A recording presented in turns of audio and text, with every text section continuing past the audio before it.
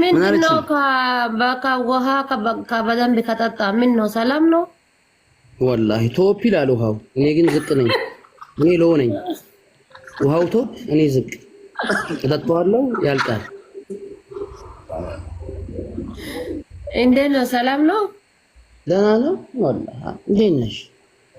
አለን። አገባሽ? መንሱር ለያቅ ኦሮሞቲtti sima qabna. Ani fatiyaan tunkuno jaarsatti jaarsan qabnu qabeenyatti qabeenya qabnu sajiraannu biyya baqaati yookaan lamaan walitti fuutee akka masaanota nu jiraachisu yookaan jechuudha jarasan gadhaabe rabbi sahaadhaa bu'anii karaa marabbiitiin du'aayee akkasii godhan manuma tokko nu kennite dhuguma tokko bantee nu kennite maaliif gara biyyaa nu galchine fira Ameerikaa Kanaadaa qabaannee nama sappoortii nu godhee ispoonsara nu ta'ee nu baasuun qabnu jaarsaa hin qabnu. Xilaahuun zaaree biyya kana keessatti heerumnee jiraachuudhaan kunoo tooraan nama wixxar maal qaba anumaan fatiyaa bichaa bakka anumaan fatiyaa bichaa seenaa daladdee yoo duute baqa. Mulee ወጣ ጥላሁን አክሪያ አንዴ ላውራቸው እነዚህ ልጆች። እሺ ጥላሁን የት አለሽ? ጥላሁን እንዳትወስደው። ኖ ኖ ኖ እኔ ምንም አልፈልግም። ጠንክሪያ አብሽር ፈቲያስ ፈቲያ እንዳትወስድ። እንገናኛለን ተመልሰን እናንተ የትም አንሄድም። ሙሌ አይ ሙሌ እሺ ቻው ጠንክሪያ ማን ቤታ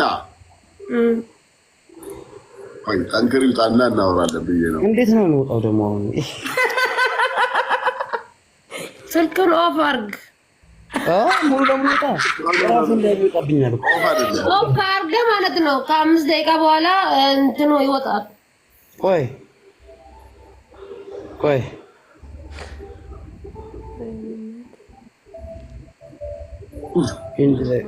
ቆይ እሺ ቆይ ለማን ከሰኒ ዴቢያ ቆጣ ወልጅኒን ኢብኔ ብራዴም ነው ለምስኪን ብራያ ባቲቲ ብራዘር ከትዬ ብረት ያፊ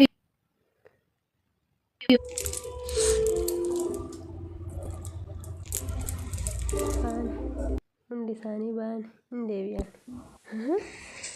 አደፋቴ ማሊባተን ሲል ወጅን እንደምትዙተኒ እኔ እንጃ እሲኒ እንደምትይባል ታቴ ትላመዱብኝ መንሱር አደፋቴ ማልቲት ሜነት ማማ amma ani fatiyaan qajilaan biyya baqaa keessa እሺ taani abbaa manaa hin qabnu እሺ faamiliin kenna harka qalleessa qaraa osoo qabeenya qabaanne biyyaan baanu ni beekta hiyyumma biyyaa nu baase እሺ Ameerikaaf Kanaadaa keessa gaafa faamiliin nama Ameerikaaf Kanaadaa baay'een diyaaspoora keessattu kenna faamiliin qotee bulaa turani Ameerikaaf Kanaadaa keessa fira takka hin qabnu namni tokkichi ispoonsara nu godha jennee kuute sunillee kawaati dubbanillee hin qabnu fira takka rabbiin Ameerikaaf Kanaadaa kana keessa nutti hin beeku firuma takka jechuudha gatii kana ta'e fi amma biyya baqaa kana keessatti akkana asii uggineellee heerumaa hin jirru gara biyyaatitti nu galchite yoo si taanee akka haadha manaatitti illee nu horatte waan barbaannu hangama kan kootiin ni barbaada gaisi hin beeku lakkisanii mitillee ka jettu yoo taate manuma tokko nu kennite dirjii takka yookaan immoo waan takka nu goote achi keessatti Mansuur Jamaal dhalataan iluu abbaa boor haadha faaxeeti fatiyaa san isatu gadhaabee sadarkaa kanaan gahi jedhanii gaafa an du'e fatiyaa addunyaa tan irratti hafa gaafa fatiyaan duute immoo yookaan anatu hafa akkama kun eenyu namicha Kadiir Maartuutiif ilkaan dhaabesan seenaa akkasii san daladdee yaa Mansuur kiyya bookeen illee nama ajjeefti bishaan illee nama hudha taarika akkasii san daladdeeti maayyoo duute hin qaanofta yookaan ammoo si sheenissa kun gaafii kiyya jechuudha. Anama abiyyiin illee yoo arge gaafii biraa gaafachuun barbaadu amma Oromoon waa'ee aratti Finfinnee kan Oromoo godhii maalii godhii akkas godhii gaafattee miti waan biraan gaafadhu. Lafumaaf bakka dhaabadheetumaan taa'ee abbaa manaa kiyyaa waliin itti jira. Bakka xaaxaa hin qabne injiraa miti karaa cufuu hin qabne kan sagalee xiyyiitiin dhawannoo dhageenye jechuudha. Kana barbaadaan. Jireenya kan cheenji gochuun barbaada. Waggaa 8 kushiina namaa dalage. Biyya kana keessa dhufee naadarti ji'a 5 4 itti Kanaadaa fi Ameerikaa seenan naan jedhanii na fakkeessanii sheexanaa waliin as dhufee waggaa lammaffaa fixee sadaffaa seenu jira. Waggaa sadii geessi. Waggaa sadii gahe waggaa lama kun ji'a takka bicha tunaafe waggaa lama fixuuf sadaffaa seenaa jira jechuudha. Namni bishaan biyya kanaa dhuge dafee asii hin bahu. Ganamni yaada galgalli yaada gizee silkiin diyaasbooraadhaa waan pilaas waan innatti dhufeetiin jedhu maal ilaata ispoonsarootitu argame maal mool diyaasbooraawii kasaa innaa godhutu argame onneen teessan akkana akkaatiin na dhaabbatti. Gaafa koyeetii jiru madaamiin gizeen natti dawwaltu maal balleessiteef natti dawwaltelee onneen na dhaabatti amma asitti diyaasbooraan kunoo gizeen natti dawwaltu. Gizee waa dhaga'u onneen akkana akkaatiin na dhaabbatti onneen teetun nagan qabdu onni matee kana yoo taragaaggeessite gab gootee jetti maal qaba yaa mansoofii. Haadha faate waan gaariidha. Fatu si ta'a dubbiin kun.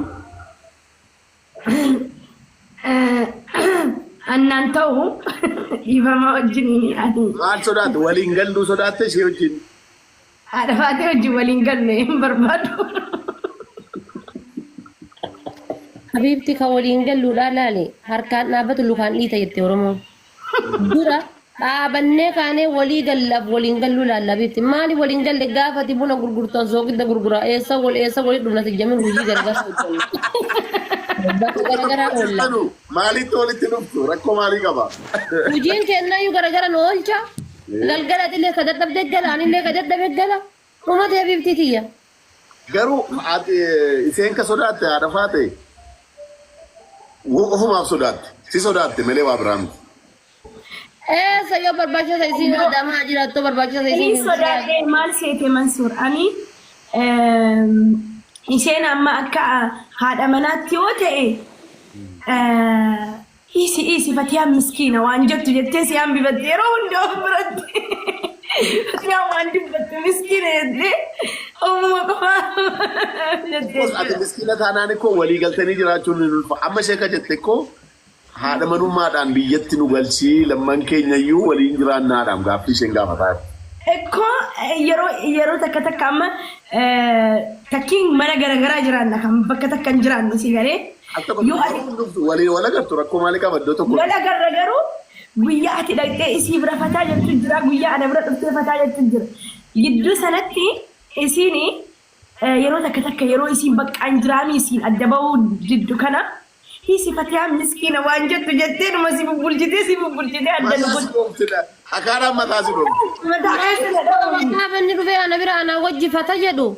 Ati yoo ijoolleen qabne biizinasa kan kee tartiiba deebistee roobii kana hojjechuu qaba kamisa kana waan kana godha jettee tartiiba deebista. Yoo ilmoo qabaatte ilmoo tantee wajjin fata jette yeroo nuun jirtu bara biifti kiyya. Maal godhumee carraa kana nu qabda inni. Godhanii rakkoon qabu. Ilaa dhugaa sa'uuf jennaan haadha faate qalbiin qalbiidha. Dhugaan dhugaadha. Wallahi dhugaa sa'uuf jennaan ani sooshaal miidiyaa irratti isin beekaa. Baay'een isin jaalladhasi baay'een isinii yaadas maaliif jedhii warri dhiiraa fiirri dhiiruma maalillee yoo ta'e jedhu. Dubarri garuu fuudhaafis umrii ilma dabartii jireenyaafis umrii ilma dabartii haadha faatee akka jette amma fuulli bareedinni keessan amma jiru kun waggaa 5 booda waggaa muraasa booda kana ta'uu hin danda'u. Totally umrii isin dabalaa wanti hundiyyuu iddoo qabataa jira. Mansuur kun amma waggaa 10 duratti waggaa 5 duratti waggaa 20 duratti waan hin fakkaadhuuf har'a wanti hin fakkaatu tokko miti. Amma Kaanaadaadhaan ana kan na dhibu ispoonsaruma nama 5 nama isinii farramu Kaanaadaadhaan namuma isin janan qabdan jechuudha. Yaa Mansuur kiyya nama tama dhugaa sayyoo si kime namni hunduu karama ofii jiruun ibidda haadhachuu taate ta'e ispoonsaraatu hundillee karama ofii jiruun ibidda haadhachuu. Homo ofii bakka hin jiraa miti sammuun isaa yaaddee akkuma nama qabutti amma biyya keessattuu biyya baqaa keessa gaafa jiraatte waa lama dirqama si barbaachisa. Wanni lamaan sun tokkoffaa nama achii qabaachuu lammaffaa mallaqa qabaachuu keessattuu mallaqa irrallee nama qabaachuun baay'ee barbaachisa. Amma kun amma Amerikaan ispoonsara 5 gruppiidha $2,500 qofa eegalte ispoonsara 5 gruppiidha. Ispoonsara 5 gruppii kana kun nama nu godhamne akkana rakkana faamiliin qabnu Amerikaan. Kama 5 gruppii tola farraman kana $2,500 bichaa jechuudha. Isa dhugaa softaa moo humna qoosaa harta bara? Dhugama daa jira amma Mansuur dhugama dubbachuu jiraani.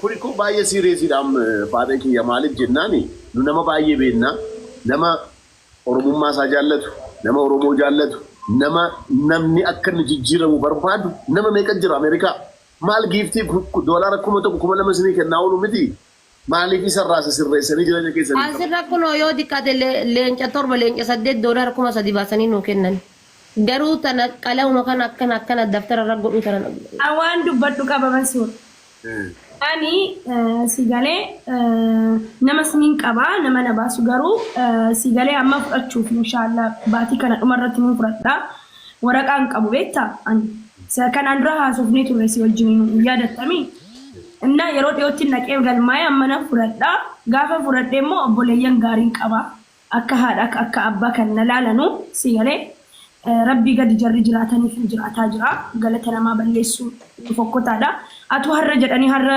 gruppii kana sponsora naa tolchan itti tola garuu waan hin mijoofne jiraa fi inshallah anis haajaa guddoon qaba du'aa'eedhuma naa godhaan kara kootiin nan qaba nama okay kan kee gaarii ta'e faate seriously asaa jirta asaa kana Mansuur dhugaa haasayaa jira sin jedhaa bar dhugaa haasayaa jira kuno sponsor kan osoo gaafa duraan kaayiroo seenuu rifeensi asna jedhama kuno asin nagal faate galladin bannaatis duuba dhiira miti yaa Mansuur akkami waan kana qallada hireedhaan qalladu inni taati yaa Mansuur rabbeedhi hireedhaan akkam namni qallada na dhaga'i qoy dhiirri abbaa manaa ijoo haadha manaa qabaachuu qabaa in sodaatu waa biraa sirraa barbaaduu fedhaa dubarrumti shan Ameerikaa ka jiraattu responsibility fudhatanii Oromoon isinii mallatteessuu dadhabu maal nama meeqa jira TikTokuma kanarra dubartoonni illee warri maa meeqa jireenya meeqamii jiraatan wallahi hin jiran Mansuur wallahi sorry dhugaa soof jennaan kun minaalbaata gaafa responsibility sana fudhatan waan jira gaafachiisu qabata alaataa waan easy wanni gaafachiisu tokko hin jiru background check isaaniituma wanna godhu wannuma isaanii jechuudha waan background check isaanii mootummaa waliin qulqulluu ta'ee taanaan kun ammoo doolaara 500 qofa gaafata kaachirraa fi waraqaa sittiisiin isaanii waan isaan achi keessa jiraatanii adireessa isaaniiti bas waan biraa waan guddaa waan gaafatu tokko hin qabu waan yookaan sanuyyuu bargizee achi lattejjiya sadii qofa responsibility isaanii jala ta'e tajjiya sadii bicha responsibility irraa fudhatanii responsibility isaanii jala ta'e jechuudha.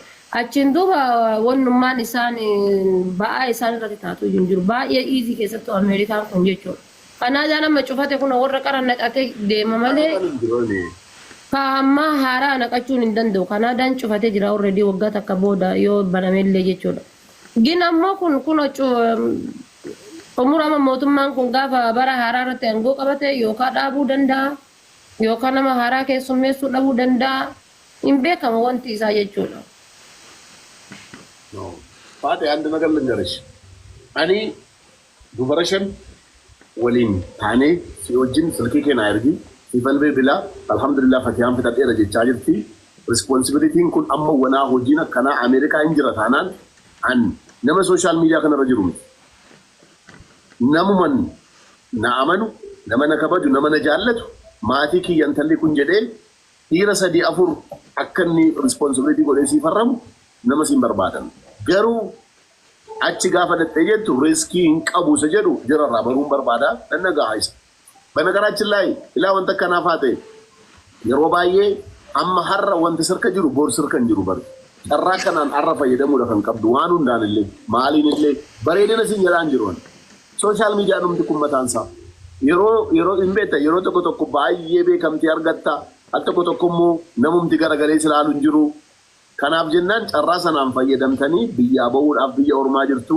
oomoo biyya keessanitti deebi'uu murteessitanii jettanis biyyattiin kun amma yeroo ammaa baankonni illee dubara qofaaf birrii 1,000 ol 1,000 gaaraantii malee liqeessaa jiru hojii gadi jettanii hojjechuu dandeessanii jennaan of jijjiiruun biyyatti keessatti baay'ee opportunity baay'ee jira biyya kana keessatti amma namni siyaasaaf gaafa jedhu waan hin taane sitti haasa'a wayii mootummaa sitti haasa'a anamma wayii mootummaas wayii siyaasaa sitti haasa'an jiru biyyattiin kun garuu yeroo amma itti dhufanii yeroo itti hojjetanii birrii xinnoodhaan of jijjiiruun yeroo ta'e waggaa 3 biyya alaa jiraatte kana waggaa 3 duratti 1,000 dhabdu ala sana maalillee yoo ta'e maatii kee maal kee bira galte 1,000 ituu suuqa wayii banattee hojii xiqqoo wayii manuma shiroo wayii banatte har'a reestooraantii bareedaa sirka jira bareeda. Waggaan sadii umurii xinnoo miti bara.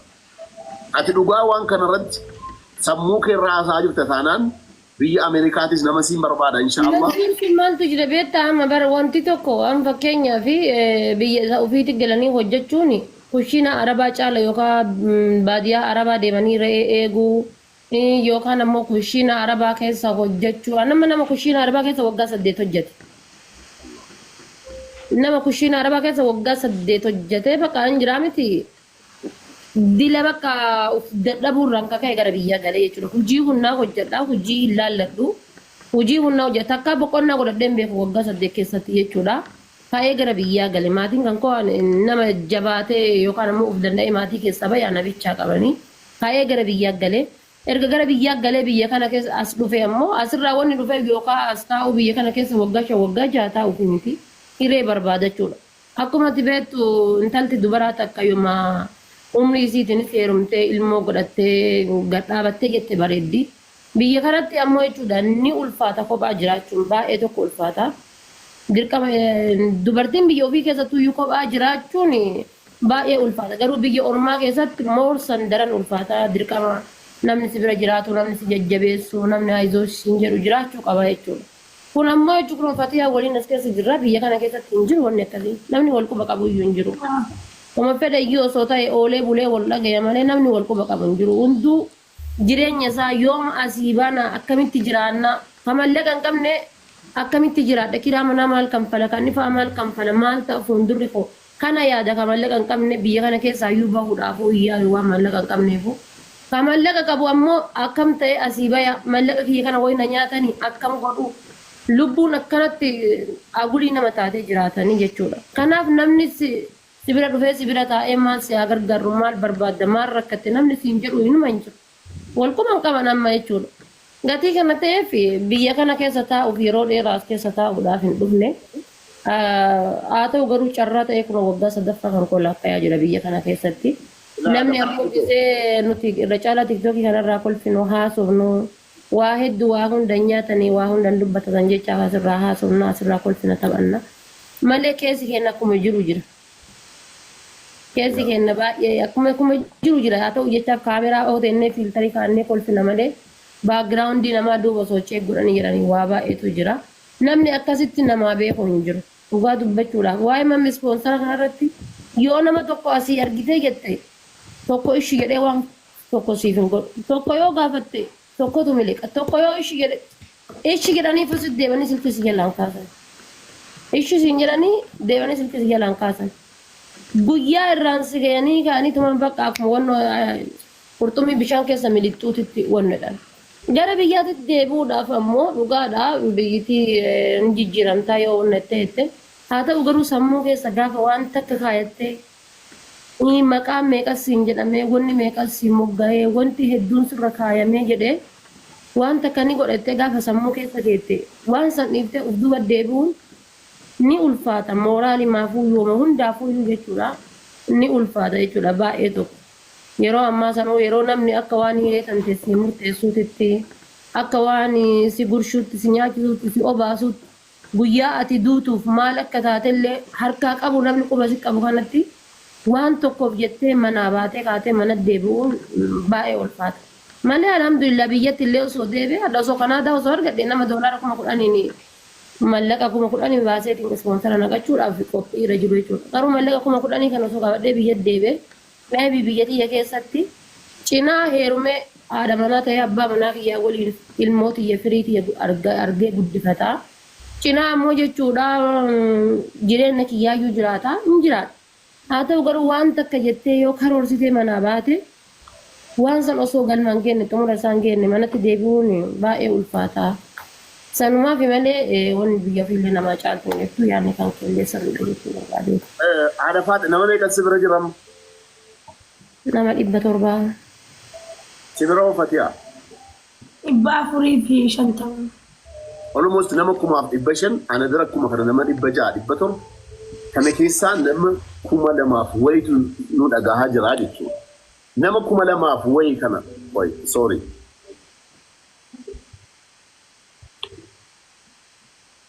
ifam nama kuma namaaf wayi kana keessaa ani ituma ta'ee jedhee dubara warra Ameerikaa jiraatan sammuu qulqulluudha.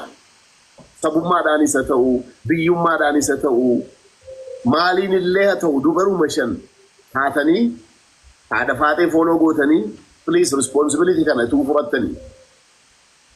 Dubartiitu ta'e baay'ee gaariidha. Dhiira kanan si sodaadhumaa inni haadha manaa qabaa si qarqaaruu barbaada, maatii qabaa, waa meeqa qabaa, garumaan garaa isaatii laphee isaatii intala kana mee rabbuma al tokko maa inni beektu rabbii jennee wantu nu goonu waa baay'ee jira. Faayidaa malee wallaahi faayidaa malee haadha faata ijaan arguun hin agartuun ta'a Ameerikaa gaafa isheen dhuftee jirti. Garuu rabbumaa jedhamee wanti godhamu waa baay'eetu jira. Kana keessatti immoo please anis nama kontaakti siin godha. Ani amma nama 3-4 bakka kana naa godhu jedhee nama ajajuu danda'u nama baay'een qaban. Itu kanaan duras natti himte ammas immoo yeroo qabnaa inshaallah wal qarqaaruu dandeenya. Namni amantaadhaan wal jaallataa, namni sanyummaadhaan wal jaallataa, biyyummaadhaan wal jaallataa. Kana keessaa waa tokko hin dhabnu maalillee yoo ta'e jedhe. Nama 2,500 nu ilaalaa jiru kana keessaa namumti 5 responsibility kana fudhatee maalu intala kana qarqaaru kan jedhu hin jiru taanaan wallaahi nuuf qaanii guddaa dabara. Especially saba afaan kana haasa'uuf saba nama qarqaaruu jaallatuuf kun wallaahi qaanii guddaadha. Kanaafis kontaakti na godhaa akkamiin akka qarqaaruu dandeenyu mari'annaa. Ishees fooloo godhaa keessaan haasofsiisaanii wala qarqaarru wala deeggarru anamma isa pilaan B akka isheen godhattu jedheen kan wayii biyyaatti ni jedhe.